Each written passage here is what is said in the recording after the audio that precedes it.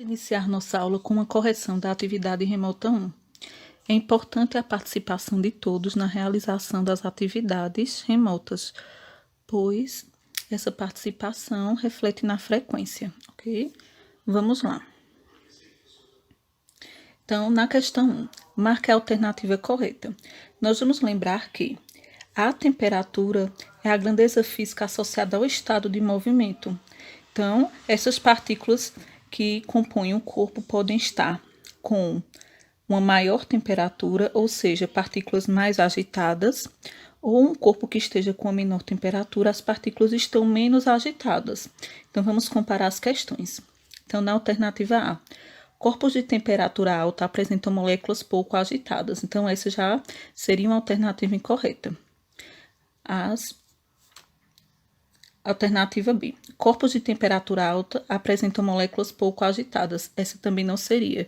Nós sabemos que quanto maior a temperatura do corpo, maior a agitação das partículas. Corpos de temperatura alta apresentam moléculas agitadas, enquanto que corpos com a temperatura baixa não apresentam as moléculas. Então, nós já estudamos que os corpos são compostos por moléculas. Então, é importante a gente entender que, se esse corpo é composto por molécula, nós vamos fazer essa comparação de temperatura com o corpo mais agitado e o corpo menos agitado. E é importante a gente lembrar que dois ou mais sistemas físicos, eles vão estar em equilíbrio térmico entre si quando suas temperaturas elas são iguais. Então, esses corpos, eles tendem a ficar com temperaturas iguais. Ou seja, o corpo de maior temperatura, ele vai passar essa temperatura para um corpo de menor temperatura, ok? Corpos de temperatura alta apresentam moléculas iguais aos corpos de temperatura baixa, ou seja, com pouca agitação. Então, nós já vimos que essa também seria uma alternativa incorreta, pois os corpos com temperatura alta apresentam moléculas mais agitadas que os corpos com temperatura baixa. Então, a alternativa correta seria a alternativa E. Questão 2.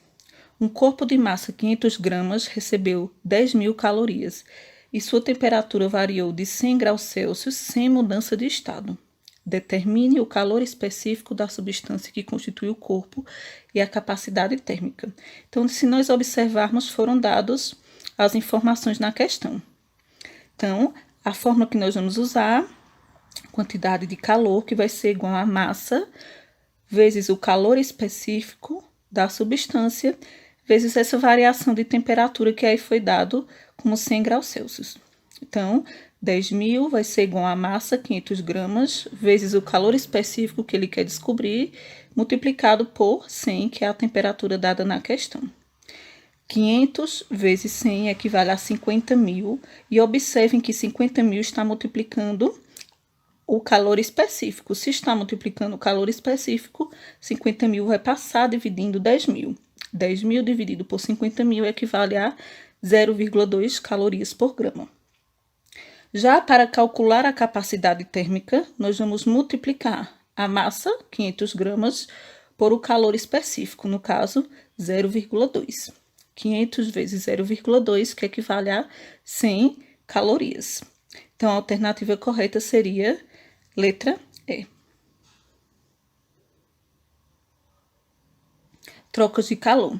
Então, nós vamos lembrar que, quando nós estamos falando de calor latente, ocorre uma mudança de estado físico.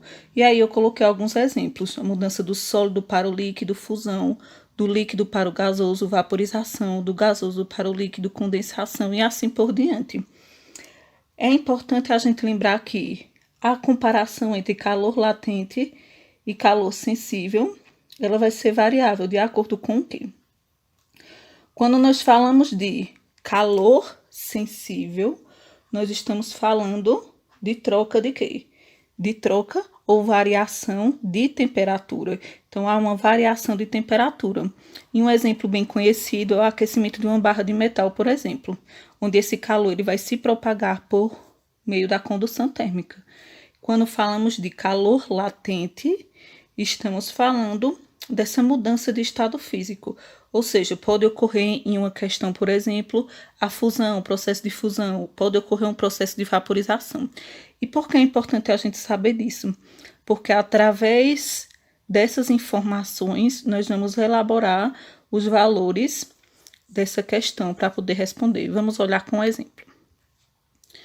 Então, quantidade de calor latente vai ser igual à massa da substância, que vai variar de acordo com o estado, e a constante de proporcionalidade. É importante vocês lembrarem que a constante de proporcionalidade ela vai ser variável de acordo com a mudança do estado físico. Eu coloquei essa tabelinha para vocês lembrarem.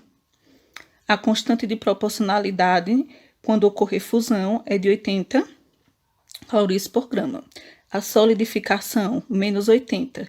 Quando ocorrer vaporização, 540. E quando ocorrer condensação, menos 540.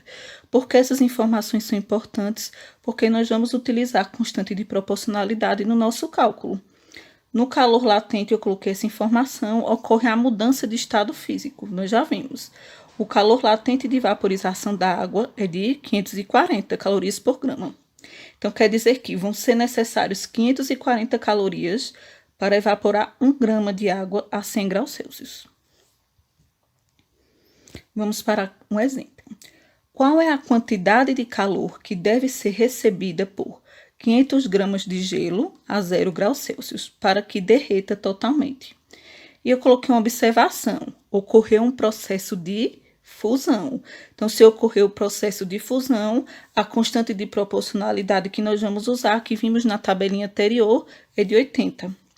Então, quantidade de calor vai ser igual à massa de 500 multiplicado por 80, que equivale a 40.000 calorias, ou 40 quilocalorias, ok? Então, eu vou deixar uma atividade para vocês exercitarem esses conteúdos, no caso, a nossa atividade remota 2, ok? Bons estudos!